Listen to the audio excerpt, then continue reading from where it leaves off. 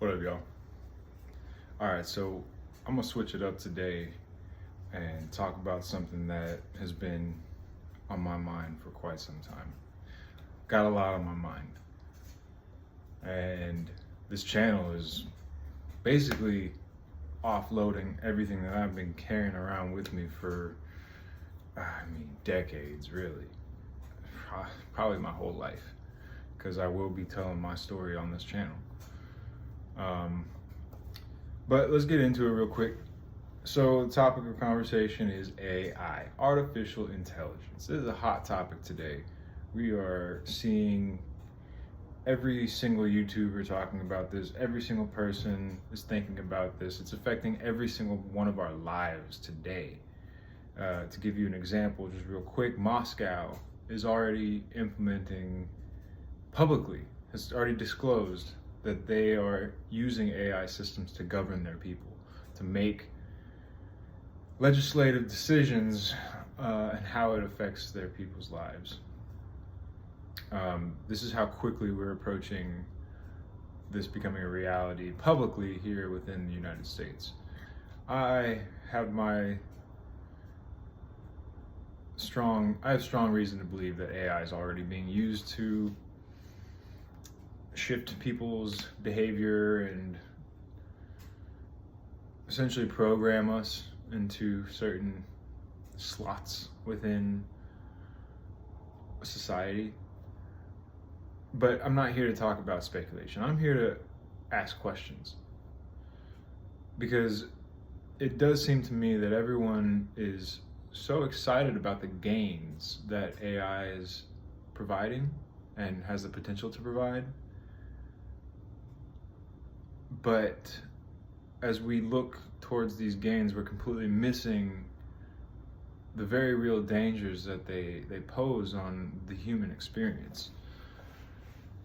Now, I'm not trying to instill fear. I'm not trying to paint a picture of doom and gloom. I'm simply using my ability to critically think with a sober mind and to view this in a very realistic way. So here's the thing.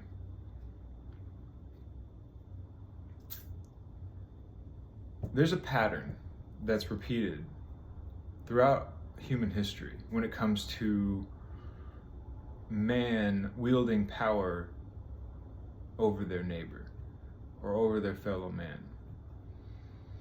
And it's this pattern of introducing a promising and beneficial apparatus, system, tool, way of life to aid in the betterment of our human experience. We can go real far back. We can go very far back and pick examples out. But I kind of want to start with the Patriot Act, because that's been the occurrence in my life that I've seen the most amount of change. When the attacks on 9/11 happened in New York City, the Pentagon, we saw a rise in security. Whereas before, we didn't see such extreme measures of security being implemented throughout society. Once that happened, it gave our legislators the fuel and the reason to say, hey, we need, in order for national security,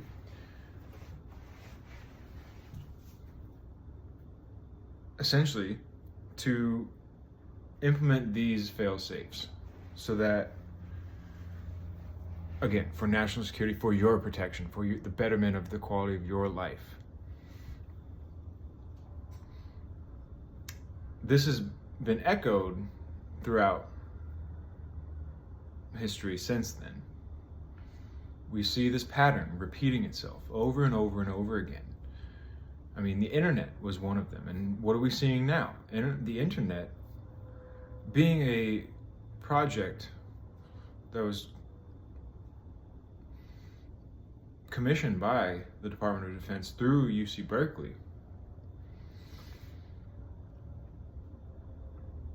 is now being weaponized against the very people that they introduced it to for us to use. Again, for the betterment of our lives and the ease that it provides. Now, don't get me wrong, it does obviously provide a great amount of benefit. But with every benefit that's provided to us, we give away a part of ourselves, a part of our sovereignty, a part of our freedom, and a part of our souls, part of who we are as human beings, and what makes us so special.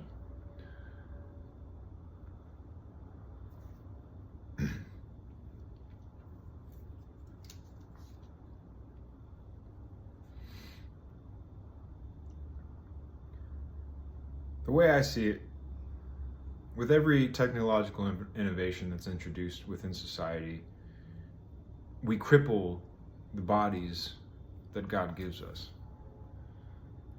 So, I mean, again, like I said, we can go very far back. So let's go far back.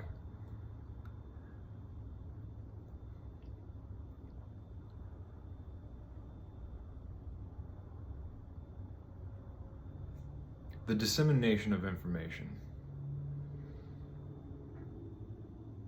Man tells stories. We do this to illustrate the world around us and the reality that we live in, for our protection, for our overall well-being, for entertainment, a way to pass the time, and a way to connect.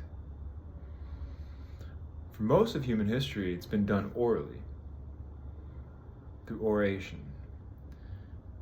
And it wasn't until the development of the printing press where information began to be disseminated in a fashion that allowed information to be mass produced, to be copied, to be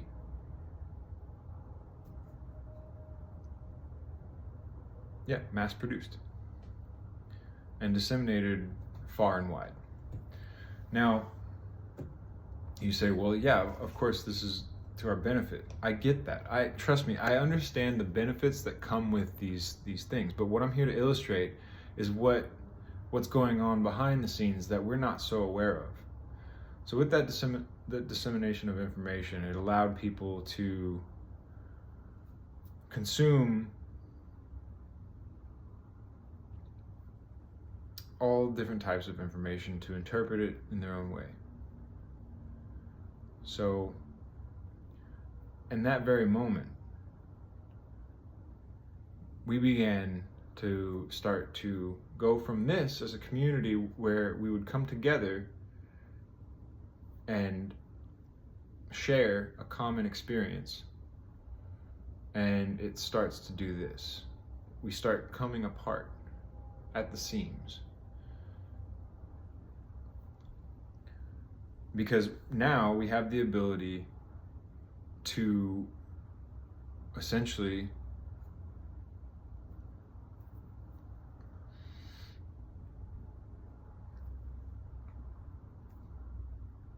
consume information alone, separate from our fellow man. And with that separation at the seams, we begin to form our own biases, our own interpretations of the reality we live in, without verification, cross-referencing, or running it by our fellow man, by our neighbor, by sharing this experience. So it begins to dissolve. That's the beginning of the distillation of our, not distillation, but the dissolution, the dissolving of communities. And with that comes weakness. So when you have a loosely held together community, you have cracks within that community where other people are given the opportunity to infiltrate and take advantage of, exploit.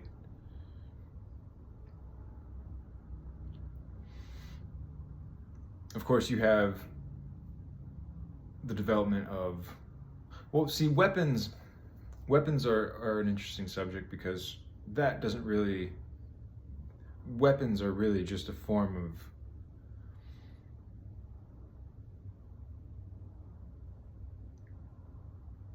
I don't even know what to call it. I mean, it's really self-idolatry at the heart of it, because it's someone or a group of people who believe they are better than another group of people.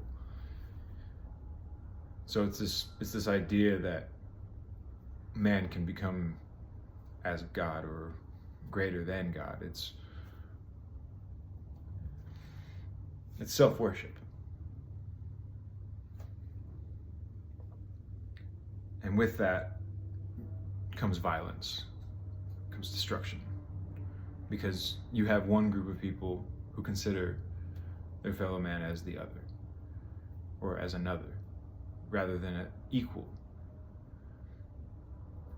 So weapons, I'm not even going to touch on, because that is more of a spiritual thing. You can use anything as a weapon, but most things are double-edged swords. But when it comes to information, because information is at the heart of every conflict, every confrontation, it generally arises from a misunderstanding, a miscommunication, a misperception of the reality that we live in. And so you have the Gutenberg Bible. That goes on for a while. Information is being spread far and wide through printing, mass production of information. The Silk Road is flourishing, and then we see a domination of the Silk Road, shutting it down ultimately because of greed. Someone wants, again, to be above their fellow man, above their neighbor.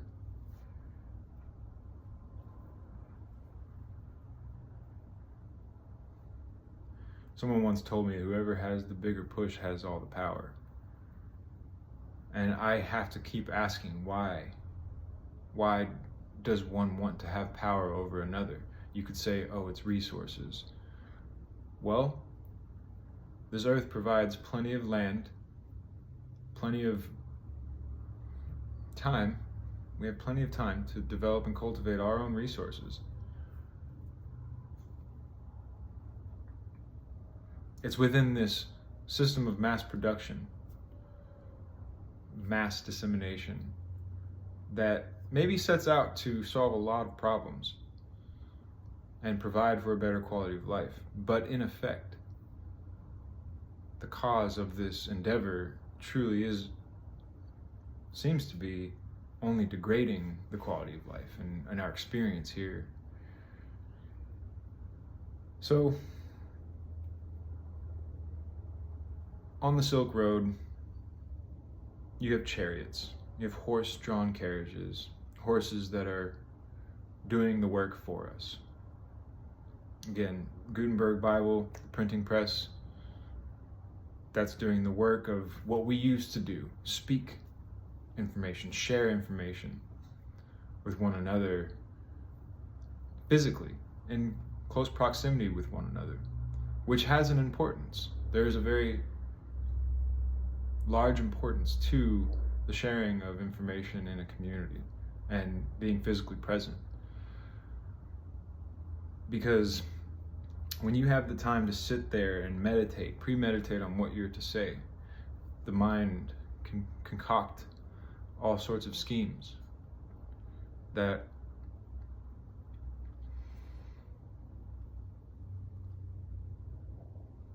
that give credence to and power to this endeavor of inflicting and putting power over one another. Whereas when you're physically present and communicating, you're having to think critically in the moment. So this mass production and dissemination of information has dulled our senses, has dulled the ability to critically think in the moment, in present time. So right there, we are becoming weaker in community and becoming weaker on an individual level as well.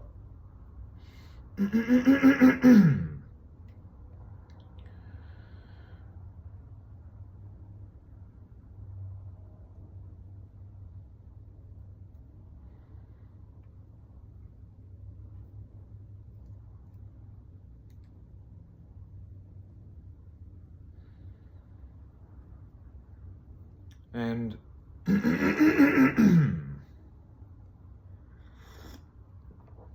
with the reliance on transportation, horses and horse-drawn carriages, we start weakening our body's ability. It's a weakening experience. No longer does the body need the muscles that it once had when using our feet to travel. And so those once relied on muscles and strengthened the skeletal system begin to atrophy. So there's a weakness on the individual level there. And again, it allows for one group of people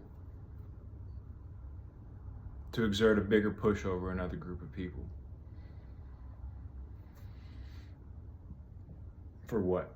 If you're going to argue resources, I'm going to call B-spit on that.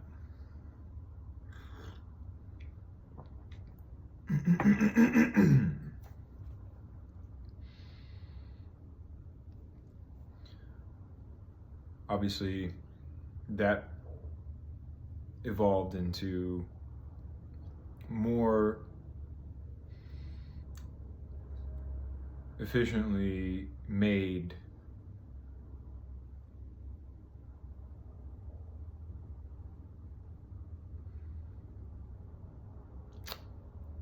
assembly line production facilities for the greater mass production of machines. Machines building machines. I mean, humans were definitely supervising communication, speeding up, creating further and further distance in communities with the telegraph and the phone line. With all this increase of productivity and efficiency came the requirement of more power in the way of electrical power and just raw power to provide the fuel for these endeavors. So you get a centralization of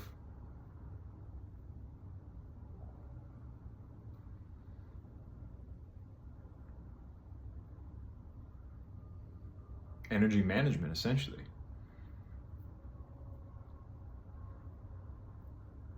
And it's through this centralization of energy management and resource management, there you have the birth of the railroad industry. The railroads then further distanced communities, and really you have now, yes, you have the ability to live out in far away lands that once were very hostile to and just inhospitable to life, especially human life. So spreading us out further and further, thinning out the strength of communities. with the development of this railroad system, you can now transport resources to faraway lands. But with that came now a growing dependency on this system.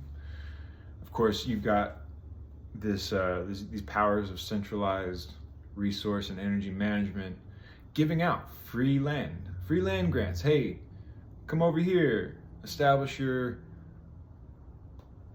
put your stake in the ground, build a new future. My favorite way of exploring this idea is actually through the very, very well made video game that Rockstar developed. Rockstar has some geniuses in their wheelhouse. I have to give them that. I have to give them credit to that. They are amazing storytellers. These video games aren't entertainment in my eyes. They're more educational resources. They can teach you a lot about how this country was founded and developed and paved. And so a lot of very genius motifs are thrown in every corner of that video game. So if you haven't played Red Dead Redemption or Red Dead Redemption 2, which is my favorite, I haven't checked out 3. I don't even know where they're at this point, but 2 is an amazing video game, an amazing story. I think they have the whole cutscene narrative and drama on YouTube that you can watch freely. So if you haven't checked that out, please, actually, I'm going to link that in the description. I'm not associated with Rockstar. It impacted my life in such a way that I have to give credit where credit is due, because they really illustrate how this pattern repeats itself throughout history. This pattern that I'm speaking on.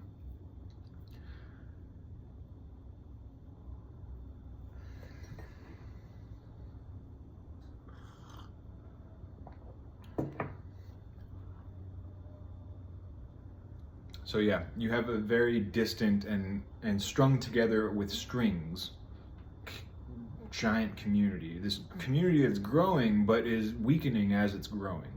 It's weakening in strength because it's growing. It's growing and the individuals within these larger communities, this larger community of people who endeavor to support the centralization of resources and energy, are relinquishing their individual power, their individual sovereignty, their individual freedom and liberty, riding on the backs of the promises of those who centralize the power and energy, which at the end of the day are really just extracting human energy for their own gain. It's nothing more than that. Let's not beat around the bush. Let's not kid ourselves in what this centralization of energy management is really doing.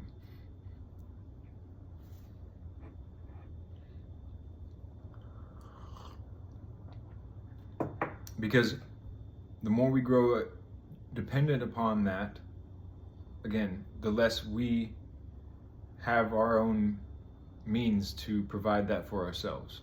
So we are becoming truly weaker as an individual and as a whole species because of that.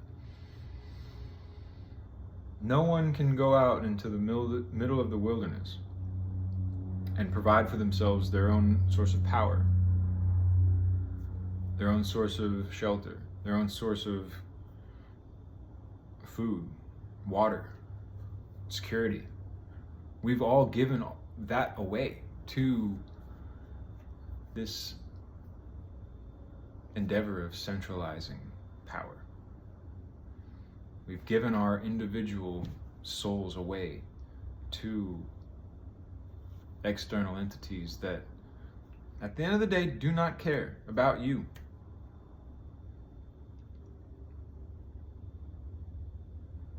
They'll just as quickly take everything from you.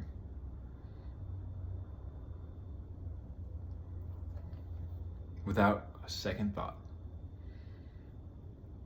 Because you, at the end of the day, are just a resource of energy that is being mined. And we see that today with large corporations mining our data and profiting from it. But let's keep going along this timeline here. So you have the production assemblies being built, the Model T, the assembly line. Oh, it creates jobs. Okay. But again, now we have these machines that rely on the extraction of fossil fuels, which is this massive endeavor of insane proportions that requires so much energy to sustain. For what?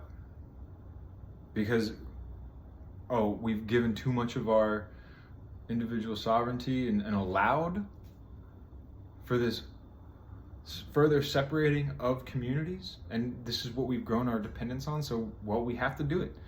No, we don't. We actually don't. Because what I know to be true is that the power is actually held by the people. So it's up to the people to say when enough is enough. And I think we're coming to that point. I think we're coming to the point where we have to all realize that we've given everything away. We have almost nothing left. Our communities are completely dissolved, disintegrated. There's no desire for anyone to come together because we've all been trained and programmed to rely on this system of centralization of energy and resources. And so let's fast forward through to today.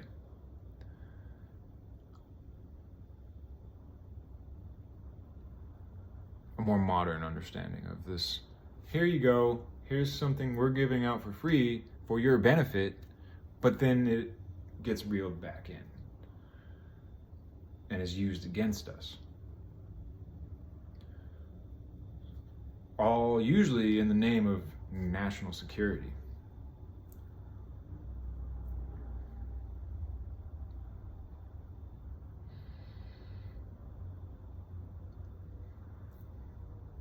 Let's take it to the telephone. I mean, I didn't really fast forward it at all because the telephone came around the same time as the assembly line for the motor vehicle.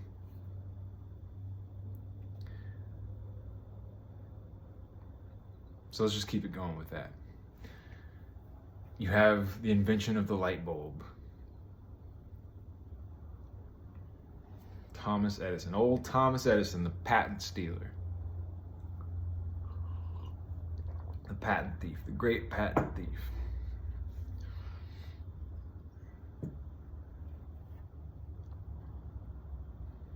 And what does that require?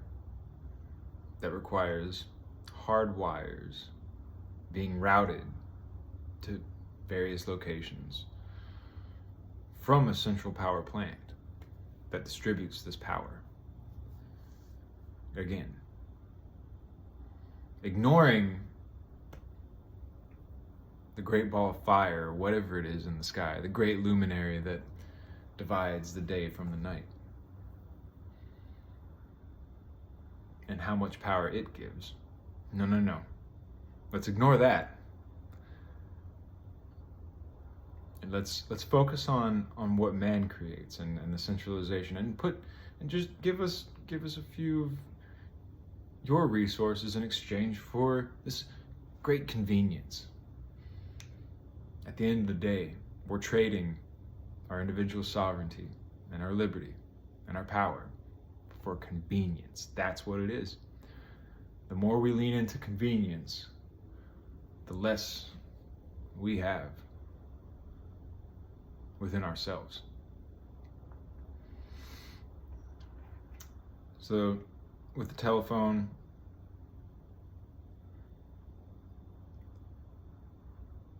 you really do start to get a complete disconnection of the value that's provided with connecting with one another in a physical manner. You start to split people into two different operating modes. You get people who are operating in the mode of, you have your public face and then you have your private face.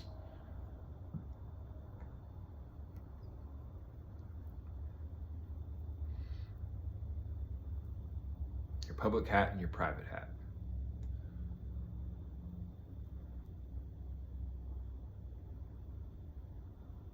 Because we do give off energy. We give and we transmit and receive energy through these bodies. We do generate electromagnetic waves with this nervous system. And when you put a disconnection with that, or between one another, reading people's states of being becomes more difficult, becomes more of a lost art, becomes a lot easier to mask, or at least it incentivizes the masking of who we truly are and our state of being. So that's this division, this separation between a public persona and a private persona, who we truly are. We want to align both the public and the private to be one and the same. Otherwise, you're misaligned at an individual level. So there's an incredible detrimental effect that it has on an individual's health and wellness when you introduce devices and that support the disconnection of one another. So at this point now you have, our communities are large, yes. We have the ability to communicate with one another from one end of the world to the other. That's cool, whatever. That's really all it is it's neat. Oh, it's convenient. I can do things that I wouldn't have been able to do before. That's arguable.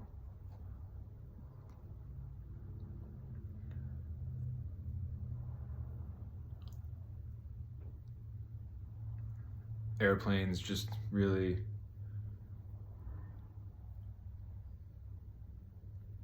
a derivation of the motor vehicle. I mean, you see car manufacturers transforming into plane manufacturers during World War II. So what's happening is we're externalizing this body that we're given. We're externalizing its power into machine. It's a slow evolution that's been building and building and building up to today. Starting with the ability to connect with one another through the printing press. This human connection is damaged severely.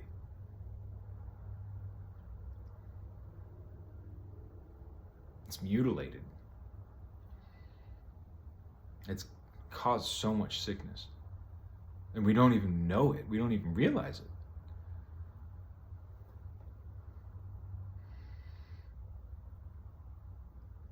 Physical presence, community, it's a necessary thing for human health.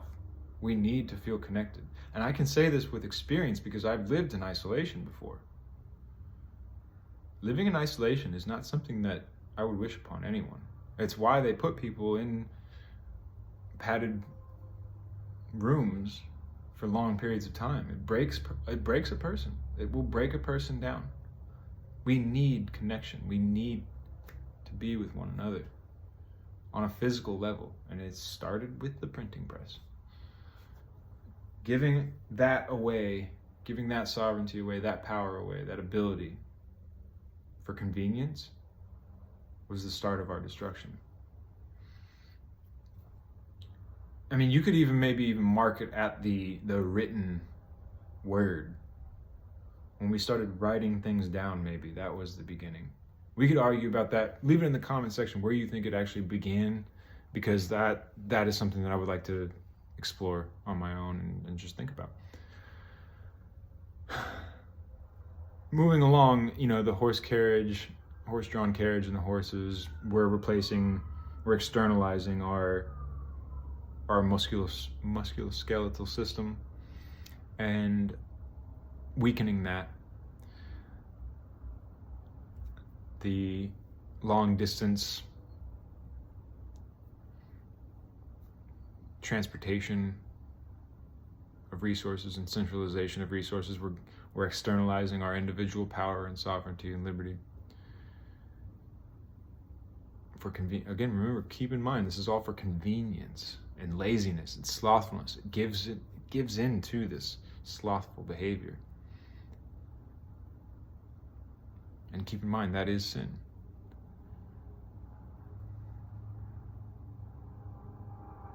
A lot of people want to say the Bible is just a way to control us. No. It's to liberate us. We are being controlled now. We are enslaved by sin now, more than at any point in recent human history, at least. The externalization of communicating with the phone, the telephonic system, network of telecommunications. I mean, when you think about it, these are electrical impulses that are being generated within the mind and sent out, but captured by this centralized system of power.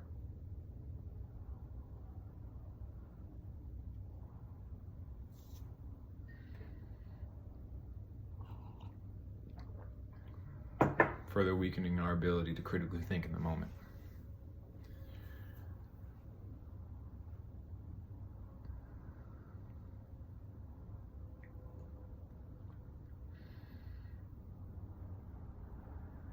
There are many largely celebrated innovations that I'm skipping over, but we get to the internet. That's the externalization of our collective nervous system. So now, this large, giant community that is held together by strings, these strings being financial transactions, essentially.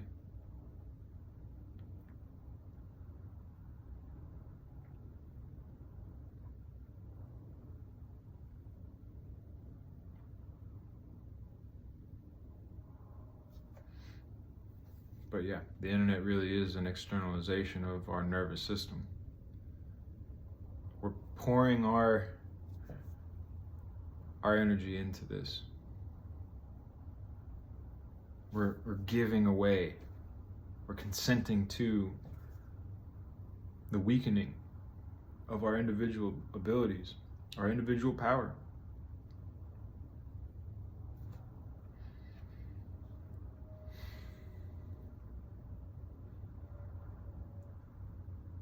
And again, this is recent enough in human history to where we can actually recollect on what life was like before the internet and what it was like when it was introduced to us. The phenomenon of, it'll make our life so much easier. We don't have to send mail with postage stamps. It won't take as long to receive information. The convenience factor of it is immensely valuable. Okay, I get that. We're trading sovereignty for convenience. I get that. We're trading our individual power for convenience and the centralization of our individual power.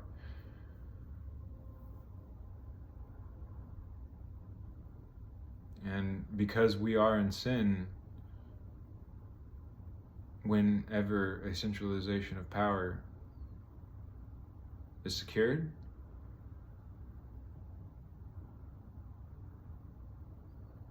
you can best believe that soon after it will be abused and extorted because we do live under sin.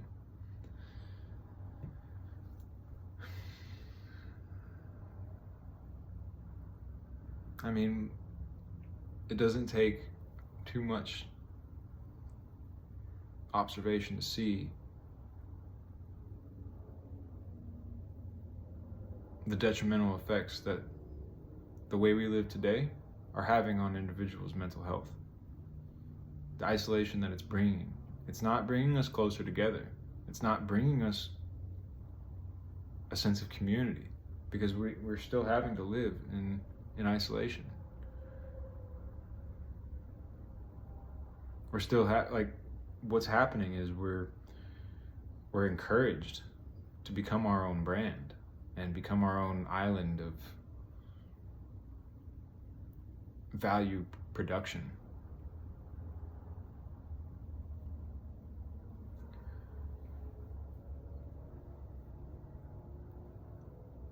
We're becoming our own factories of value extraction for people to come to us, extract value from, and bring within their own lives for their benefit, sure, but the fact still remains: we are isolated in the physical form. We're becoming further and further separated. How many of you know your neighbor? And if you do, how many of you get along with your neighbor? Most people don't even know their neighbors' names, yet they live 10, 15 feet away from them.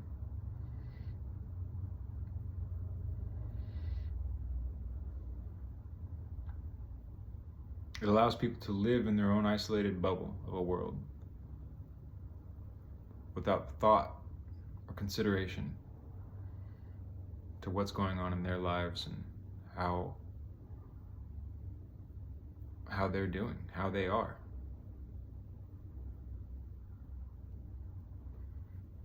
That's maximum disconnection.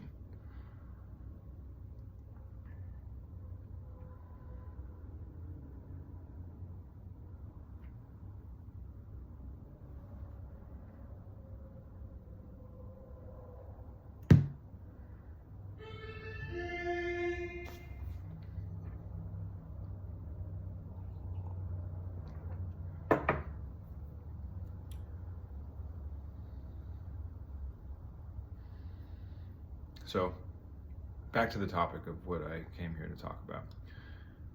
AI. It's being introduced as this free tool for the betterment of our lives, so that we could free up our time to do and pursue the things we want to do and pursue.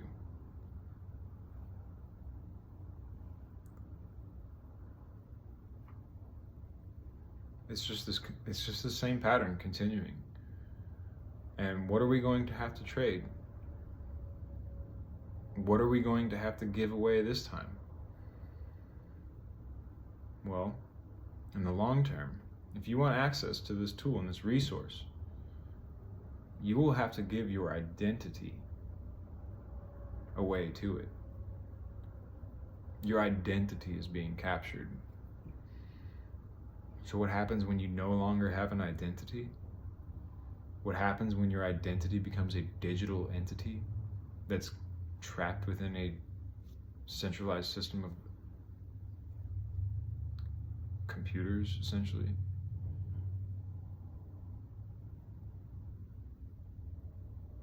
You've lost who you are. You've lost what it means to be you. You've given away your soul. And we will be expected to give our identity in a digital format. We will just simply become a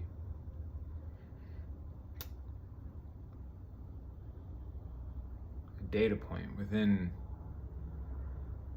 a data store of individuals who have signed on to this way of life.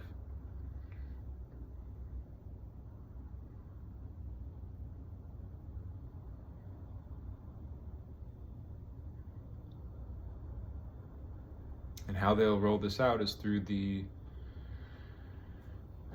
selling of, and almost probably requirement of, obtaining a digital ID. Once you have a digital ID, then you can have access to the free resources we're giving you, which likely will be universal basic income and the free use of AI.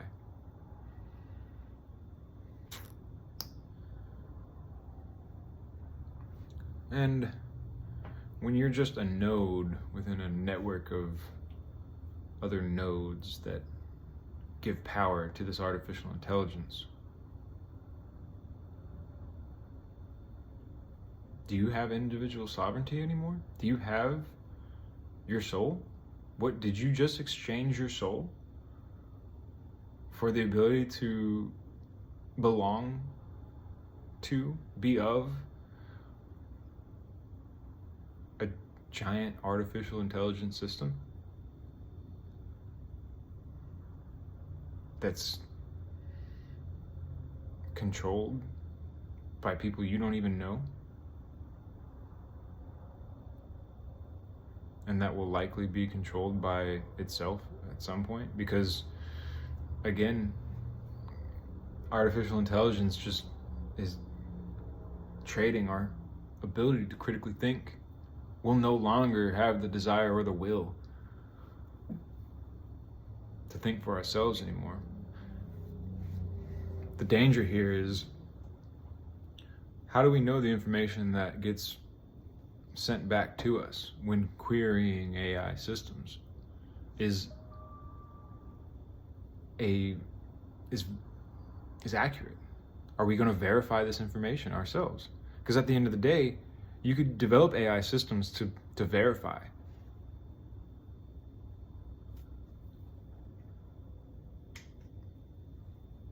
The information that you're querying,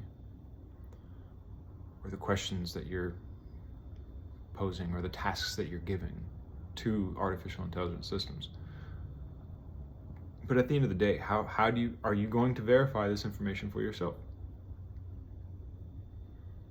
Sure, it can collect the information for you in a very short span of time. It can consolidate and synthesize ideas at the speed of light and the speed of the processors of the devices that we're using. But verifying it, no one's going to be verifying the information. Let's be honest.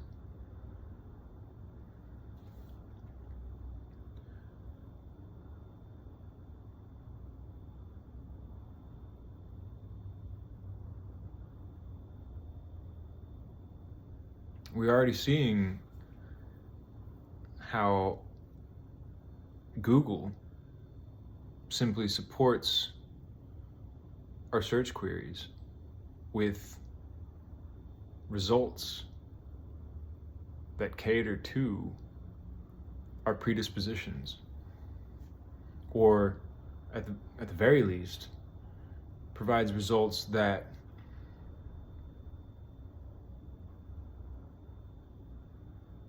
promote the subliminal programming of each individual, because we are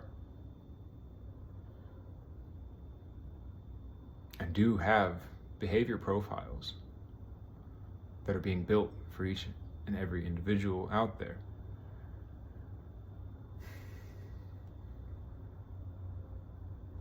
A lot of people will say, well, this is just for ads and marketing purposes. Okay, sure. It will do that. I get that. But again, it goes back to the exploitation and the extortion of centralized systems and those who participate within them.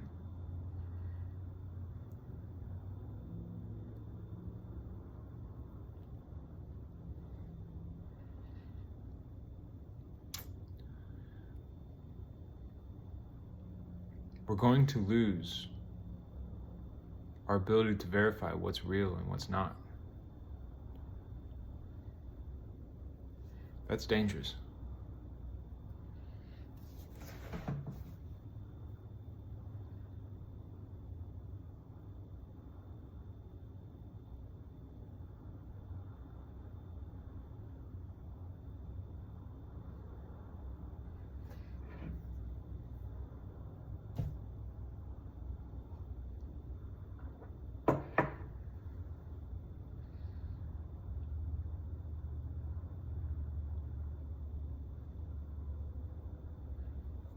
But so long as man prefers convenience over what's true, this pattern will continue. And it will lead us to our own destruction. And again, I'm not trying to paint a picture of doom and gloom. That is not what I'm here to do. I'm simply looking ahead and saying, oh, that's the direction we're going. Hey, there's a waterfall. We're all on this ship. We're all on this ship together. And we're heading towards a waterfall. It's like we're on a cruise. And everyone's occupied with whatever they're doing on that cruise. And the captain even. Because the captain's given away his duty to artificial intelligence systems to man the boat.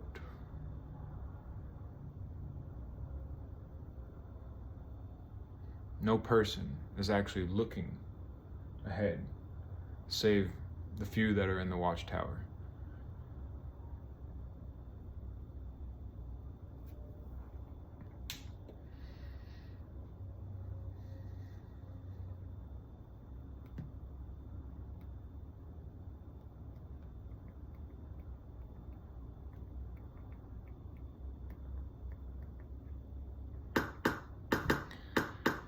So I really don't know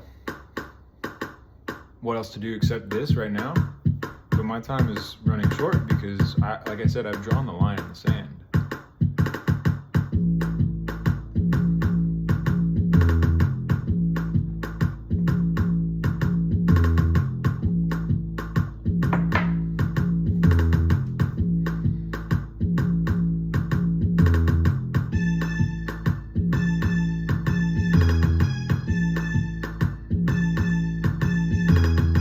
Next 3 to 4 years, we're going to see unprecedented changes within the way we do things.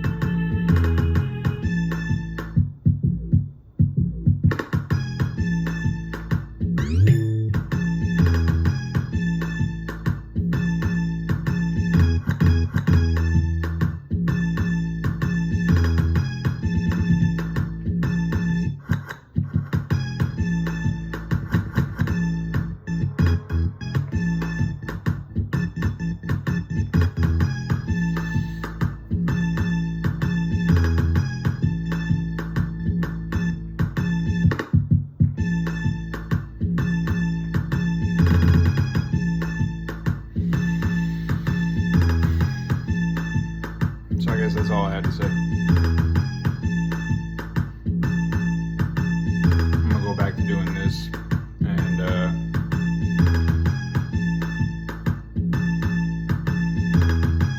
keep watching the world burn around me. Love y'all.